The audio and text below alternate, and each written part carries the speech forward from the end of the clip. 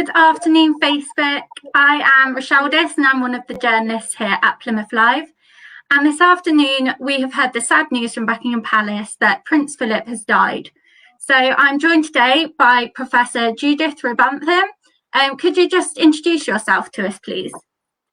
Hello, I'm an interdisciplinary scholar. I work between social and cultural history, my original discipline, and law, particularly constitutional law. And I am, apart from anything else, the editor of a collection of essays on the Windsor dynasty, as well as a book on monarchies and the Great War. And in the Windsor dynasty, I actually wrote the chapter that is on state funerals, ironically. Thank you very much for joining us this afternoon. And if anyone's watching and have any questions, you leave them in the comment section below and we'll try our best to answer some of those for you. So firstly, we just get a little bit of history. Could you tell us a bit more about how Prince Philip and the Queen met? Certainly, the first time that we know that they met was when they met at Dartmouth. He had just joined the Royal Navy as a naval cadet at the instigation of his British-based family, notably Lord Louis Mountbatten. And George VI and the Queen Mother, as she became, which they actually did quite regularly. And they brought the Queen with them as Princess Elizabeth, and Prince Philip was told off to escort the princess around. It's often been suggested that Lord Louis had matchmaking ideas in mind, that he hoped that the pair would be attracted to each other. And by all accounts, Prince Philip, who was a singularly handsome young man at age 18, really caught the eye of the young Princess Elizabeth, then aged 13. But I think what is also particularly interesting is that she offered to write to him, and they developed a correspondence which carried on throughout the war and throughout some other meetings. And I think it's important to recognize just how important that was for Prince Philip, because his family was scattered. His sisters, older than he knew them not that well. They had all married German princes, and more than that, problematically, princes who had Nazi connections. So he was not in correspondence with them. His mother was trapped in Greece. So to have a cousin offering to write was something of huge importance for him. That's a lovely story about how they met, and obviously it's nice that there's a bit of a local connection as well. Could you tell us a little bit more about why Prince Philip is a unique royal? Because he is a man who was born into a royal family, the Greek royal family, who actually, in his childhood, experienced exile when the Greek royal family was thrown out of Greece and Greece became a republic. So he knew what it was to be royal, but also to be a royal in exile. His background, his family, well, the Greek royal family actually was imported into Greece because when Greece was set up as an independent nation, when it separated from the Ottoman Empire, then the thinking at the time, back in 1829, 1830, was that you had to have a monarch in order to be a valid European nation. So as the price of recognition by the other European nations as an independent nation state was for the Greeks to have a king. And there was no obvious aristocratic choice amongst the Greek noble families. So partly to avoid problems that might arise by favouring one family over another, they went looking for a spare prince and found one in the Danish and German royal families. So that family was imported across to Greek. And though they learned Greek, though they became members of the Greek Orthodox faith, they also had connections to most of the major Protestant, certainly, princely houses. And of course, Prince Philip's mother, Alice, was one of the granddaughters of Queen Victoria, so he had very clear links to the British royal family. And he was somebody who then grew up with all these grand relatives, but a boy in exile. And he spent time in France, he spent time in Britain, he spent time in Germany even. In fact, the first, Gordonston, the school that he so treasured, was run by somebody German, Karl Hahn, who, when the Nazis came to power, evacuated the school to Scotland, where Prince Philip completed his training and then went on to serve in the Royal Navy. In order to marry the Queen, he had to give up being Prince Philip of Greece and to become a naturalized British citizen. He's given the title Duke of Edinburgh on his marriage, but he's actually not a prince of the United Kingdom until after his wife comes to the throne.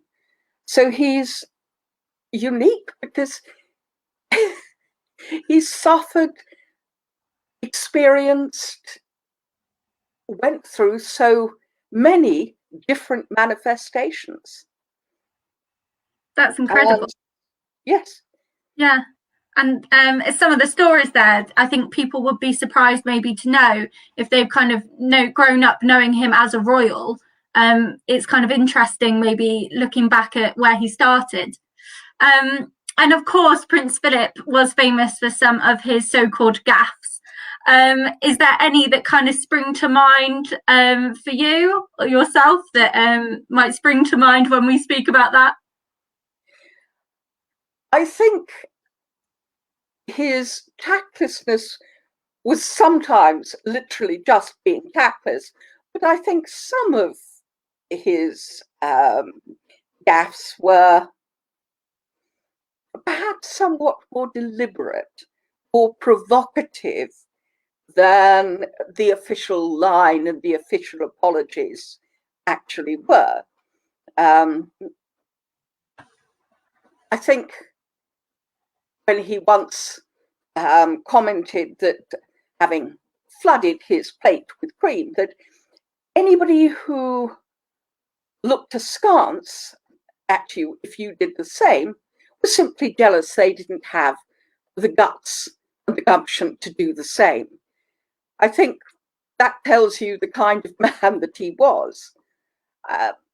you'll see many of the big quotes that are put out about how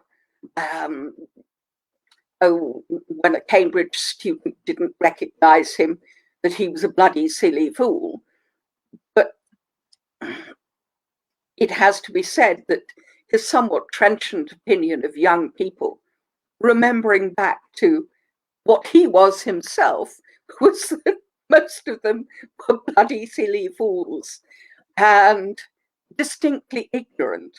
As far as he was concerned, ignorance was only eradicated by practical experience. It's one of the reasons, for instance, why he set up the Duke of Edinburgh award scheme, because it was a way of offering opportunities to the young to eradicate their ignorance. Wow, yeah, that's really interesting actually, and again, I guess that's something that people may kind of remember him for when we're kind of looking back on his life, because he did have that character, didn't he? So what would you consider to be some of Prince Philip's greatest quotes? Is there any that come to mind? I mean, we're putting you on the spot here. Yes, I'm trying to think of some of the actual things so that I don't misquote him. I think nothing is coming to mind that I particularly want to quote him as saying, but he was a great believer in duty and discipline.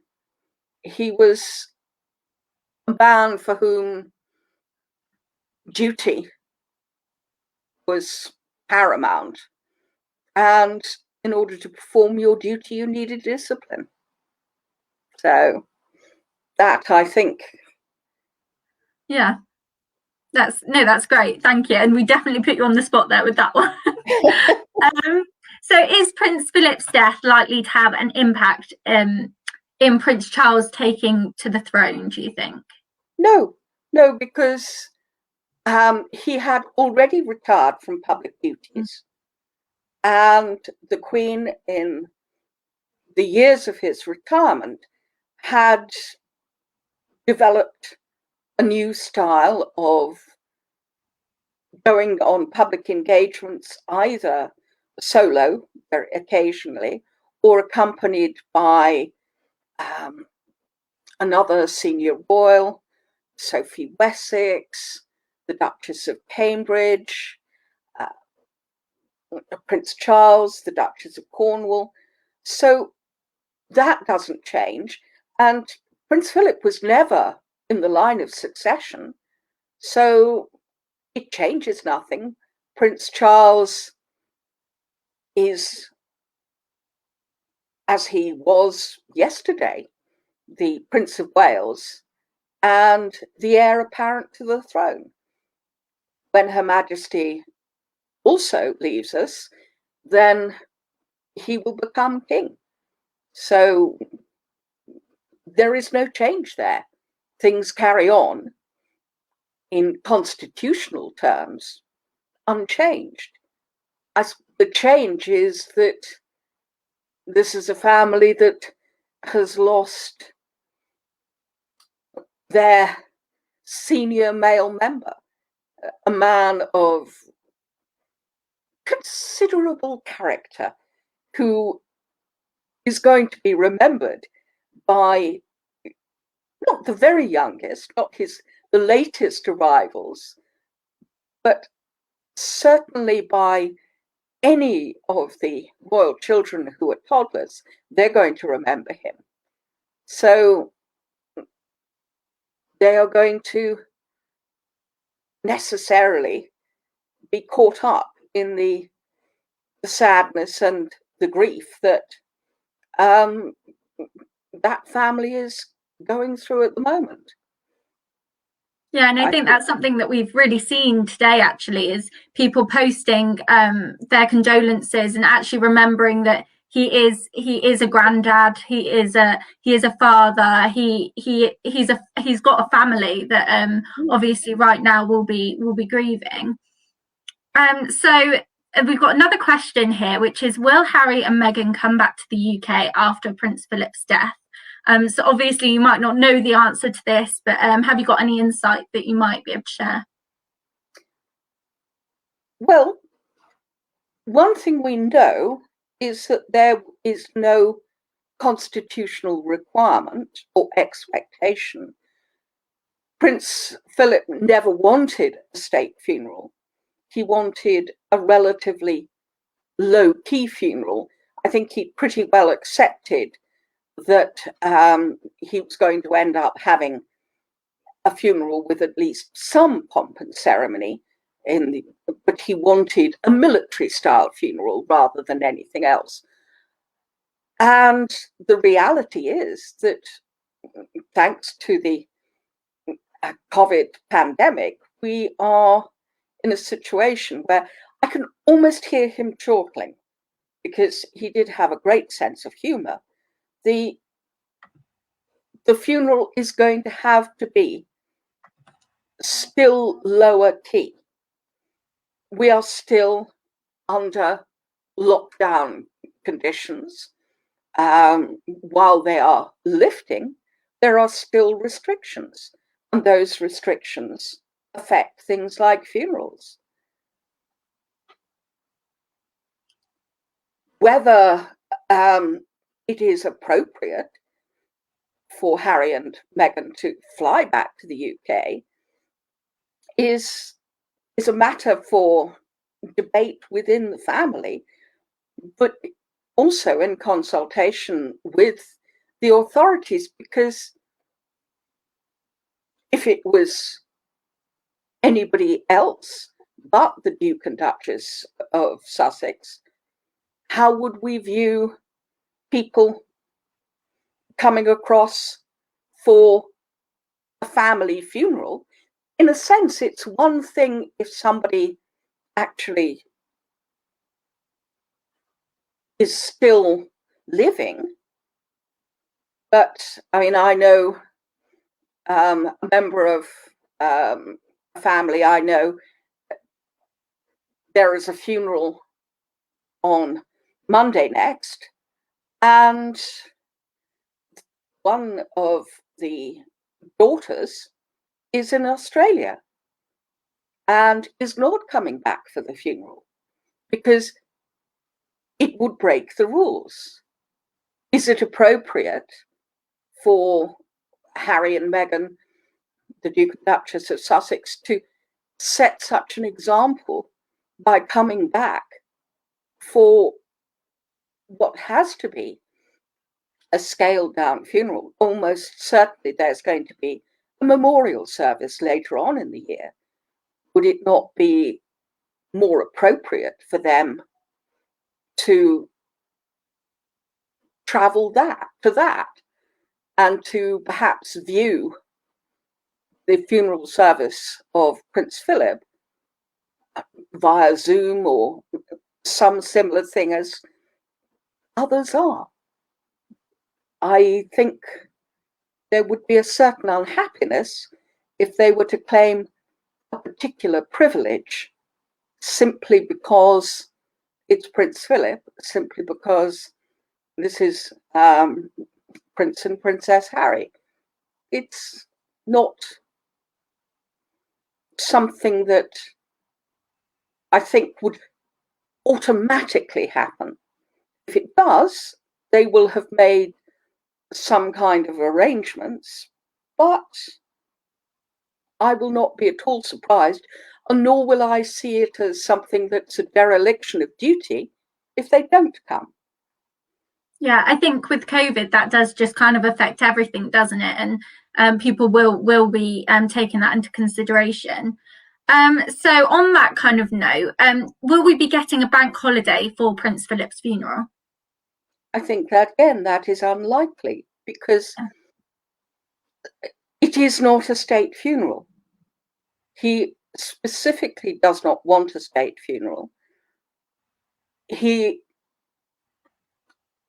is not going to be able to have even the kind of funeral that people would have expected were it not for these extraordinary conditions. So I honestly cannot see how it would be considered in any way appropriate to order a bank holiday. Possibly, if there is to be a memorial service later in the year, there might be some consideration then. But again, everything is going to depend on these totally extraordinary circumstances that we are finding ourselves in. Yeah, so, no, I assume when people have like looked back at these events in the past, they've been very different because of the circumstances that we are living in, obviously, right now. We're just quickly going to go to a question from Ginny on Facebook. Will the Queen be more likely to step down and allow Prince Charles to take the throne now that Prince Philip has passed? No, I do not believe she will. Yeah. I think what we have to remember is that the British monarchy is what is technically called a sacerdotal monarchy. And as a result, the Queen, like a priest, goes through a process of consecration. She has specifically and consistently said that her service to her country is lifelong. What she's already doing, and what may well accelerate as she gets older, is that Prince Charles does more and more of the duties, that he takes on more and more of the constitutional role, that the Queen is less often seen. When Victoria aged, finally she permitted her eldest son, the Prince of Wales, Bertie, to become more involved. But the Queen has been much more careful, encouraged, no doubt, by Prince Philip. She has involved Charles very consistently in state affairs over the last decade and more. So I think we just see less in public of the Queen, while she'll still carry on as many duties as she is able to do, and more of the Prince of Wales acting as her representative. Yeah, thank you. That's really good insight, and I think that is something that a lot of people kind of will be asking and wondering. So, are there any particularly memorable moments from Prince Philip's visit to Devon and Cornwall that stand out to you? I think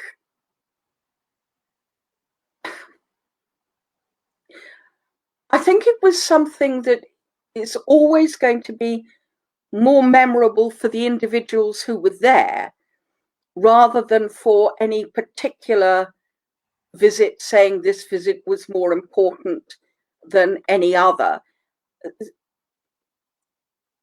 For Prince Philip coming back to Devon and Cornwall, to Plymouth, to Dartmoor, to Dartmouth, that was part of his young life. And I have always believed that one of the reasons why the surname that he chose, that his uncle chose, Louis Mountbatten, was because you've got Mountbatten in Plymouth Sound. It's not just a translation of the Battenberg family name, but it's something which gives him a particular affinity to Plymouth. Yeah. And so I think he was somebody who never wavered in his interest, in his fondness for the Royal Navy, the Royal Marines, and their links to Devon and Cornwall are so profound that I would not want to presume to say what other people would consider the memorable moments, because he was a man who had the capacity to relate to the people that he met. And that, I think, is what will govern people's choice of those memorable moments. How he laughed with people, how he interacted with them on a very personal basis, as well as being at times, shall we say, somewhat brusque and abrasive. You can even remember that with affection, I think, if it's done in the way that he tended to do it. So it'll be different for everyone. Yeah. Yeah, that's lovely. And there will be people will have met him or will have seen him, and those memories will be really strong with them. So on that note, thank you so much for joining us this afternoon.